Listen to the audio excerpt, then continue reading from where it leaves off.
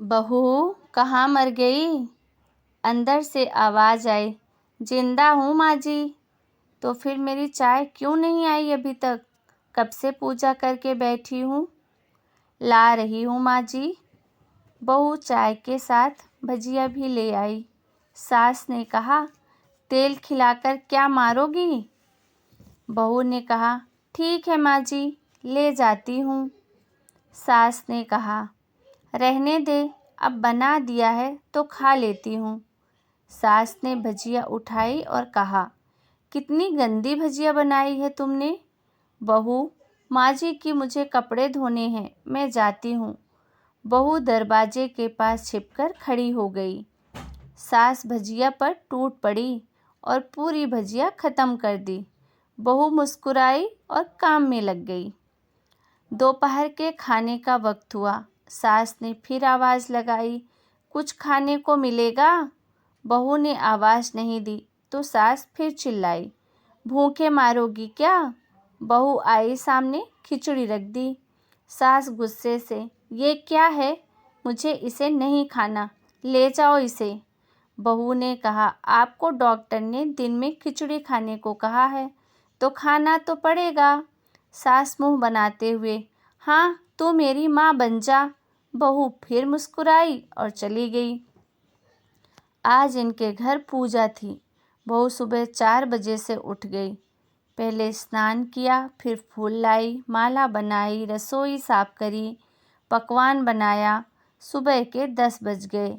अब सास भी उठ चुकी थी। बहू अब पंडित जी के साथ भगवान के वस्त्र तैयार कर रही थी। आज ऑफिस की भी छुट्टी थी। उनके पति भी घर पे थे। पूजा शुरू हुई। सास चिल्लाती, बहू ये कर वो कर। बहू दौड़ी दौड़ी जाती और सब करती। अब दोपहर के 3 बज गए थे। पंडित जी ने सबको आरती के लिए बुलाया और सबने हाथों में थाली दी। जैसे ही बहू ने थाली पकड़ी, थाली हाथों से गिर पड़ी, जिसे वो पूछना भूल गई थी, शायद तेल की वजह से।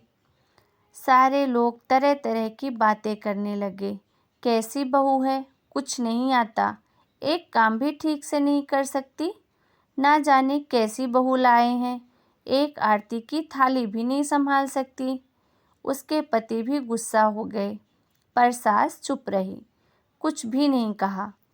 बस यही बोल के छोड़ दिया, सीख रही है, सब सीख जाएगी धीरे धीरे। अब सबको खाना परोसा जाने लगा। बहू दौड़ दौड़ के खाना लाती, फिर पानी लाती। इधर 2 नौकर और बहू अकेली, फिर भी वहाँ सारा काम बहुत ही अच्छे तरीके से करती। अब उसकी सास और कुछ आस पड़ोस के लोग खाने पर बैठे। बहू ने खाना परोसना शुरू किया। सबको खाना दिया। जैसे ही पहला निवाला सास ने खाया, तुमने नमक ठीक नहीं डाला बहू, एक काम ठीक से नहीं कर सकती क्या? पता नहीं मेरे बाद कैसे ये घर संभालेगी। आस पड़ोस वालों को तो जानते ही हो, बस बहाना ढूंढते हैं नुक्स निकालने का। फिर वो सब शुरू हो गए, ऐसा खाना वैसा खाना, ऐसी बहू वगैरह वगैरह। अब बहू बर्तन साफ करने नौकरे के साथ लग गई। रात में जगराता का कार्यक्रम रखा गया था। बहू ने भी 1-2 गीत गाने के लिए स्टेज पर चढ़ी। सास जोर से चिल्लाई, मेरी नाक मत कटा देना, गाना नहीं आता तो मत गा, वापस आ जा। बहू मुस्कुराई और गाने लगी। सबने उसके गाने की तारीफ करी, पर सास मुंह फुलाते हुए बोली, इससे अच्छा तो मैं गाती थी जवानी में, तुझे तो कुछ भी नहीं आता। बहू मुस्कुराई और चली गई। अब रात का खाना था। उसके पति के ऑफिस के दोस्त साइड में ही ड्रिंक करने लगे।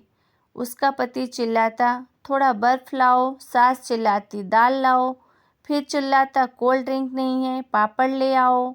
इधर उधर आखिरी में उसके पति की शराब गिर गई और उसके एक दोस्त पर और बोतल भी टूट गई। पति गुस्से में 2 झापड़ अपनी पत्नी को लगाते हुए कहता है, जाहिल कहीं की, देखकर नहीं कर सकती, तुझे इतना भी काम नहीं आता। सारे लोग देखने लगे। उसकी पत्नी रोते हुए कमरे की तरफ दौड़ी। फिर उसके दोस्तों ने कहा, क्या यार, पूरा मूड खराब कर दिया। यहाँ नहीं बुलाया होता, हम कहीं और पार्टी कर लेते। कैसी अनपढ़ गंवार बीवी ला रखी है तूने। उसे तो मेहमानों की इज्जत और काम करना तक नहीं आता। तुमने तो हमारी बेइज्जती कर दी। अब आस पड़ोस की औरतों को और बहाना मिल गया। वो कहने लगी, देखो क्या कर दिया तुम्हारी बहू ने, कोई काम की नहीं है। मैं तो कहती हूँ अपने बेटे की दूसरी शादी करा दो, छुटकारा पाओ इस गंवार से। सास उठी और अपने बेटे के पास जाकर उसे थप्पड़ मार दिया और कहा, अरे नालायक, तुमने मेरी बहू को मारा। तेरी हिम्मत कैसे हुई, तेरी टांग तोड़ दूंगी। उसके बेटे के दोस्त कुछ कहने ही वाले थे कि माँ ने घूरते कहा, चुप बिल्कुल, यहाँ दारू पीने आए हो, जबकि पता है आज पूजा है और तुम्हें पार्टी करनी है। कैसे संस्कार दिए हैं तुम्हारे माता पिता ने। और किसने मेरी बहू को जाहिल बोला, जरा इधर आ तो चप्पल से मारूंगी अगर मेरी बहू को किसी ने एक शब्द भी कहा। अरे पापी, तूने उस लड़की को बस इसलिए मारा कि तेरी शराब टूट गई। अगर वो बच्ची सुबह 4 बजे से उठी है, घर का सारा काम कर रही है, ना सुबह से नाश्ता किया है ना खाना खाया है, फिर भी हंसते हुए सबकी बातें सुनते हुए, ताने सुनते हुए भी घर के काम में लगी है। तेरे यार दोस्तों को अच्छी नहीं लगी, जूते से मारूंगी तेरे दोस्तों को जो कभी उन्होंने ऐसा कहा। उसके यार दोस्त चुपके से खिसक लिए। अब सास बहू के कमरे में गई और बहू का हाथ पकड़कर बाहर लाई। सबके सामने कहने लगी, किसने कहा था अपनी बहू को घर से निकाल के दूसरी बहू ले आओ, जरा सामने आओ तो। कोई सामने नहीं आया। फिर सास ने कहा, तुम जानते भी हो इस लड़की के बारे में, ये मेरी माँ भी है और बेटी भी। माँ इसलिए मुझे गलत काम करने पर डांटती है और बेटी इसलिए कभी कभी मेरी दिल की भावनाएं समझ जाती है। मेरी दिन रात सेवा करती है, मेरे 1000 ताने सुनती है, पर एक शब्द भी गलत नहीं कहती, ना सामने ना पीठ पीछे। और तुम कहते हो दूसरी बहू ले आऊं। याद है ना छुटकी की दादी, अपनी बहू की करतूत। सास ने गुस्से से पड़ोस की महिला को कहा, अभी पिछले हफ्ते ही तुम्हें मियाँ बीवी भूखे छोड़ घूमने चले गए थे। मेरी इसी बहू ने 7 दिनों तक तुम्हारे घर पर खाना पानी दिया था और तुम इसे जाहिल बोलती हो। जाहिल तो तुम सब हो जो कोयले और हीरे में फर्क नहीं जानते। आइंदा मेरी बहू के बारे में किसी ने एक लफ्ज़ भी बोला तो मुझसे बुरा कोई नहीं होगा, क्योंकि ये मेरी बहू नहीं, मेरी बेटी है। बहू सिसकियाँ लेते हुए कमरे में चली गई। सास ने एक प्लेट उठाई और खाना परोसा, बहू के कमरे में खुद ले गई। सास को भोजन लाते देखा तो बहू ने कहा, अरे माँ जी, आप ये क्या कर रही हो, मैं खुद ले लेती। सास ने प्यार से ताना मारते हुए कहा, डर मत, इसमें जहर नहीं है, मार नहीं डालूंगी। तुझे नई सास चाहिए होगी, पर मुझे अभी भी तू ही मेरे घर की बहू चाहिए। बहू ने अपनी सास को रोते हुए गले से लगा लिया।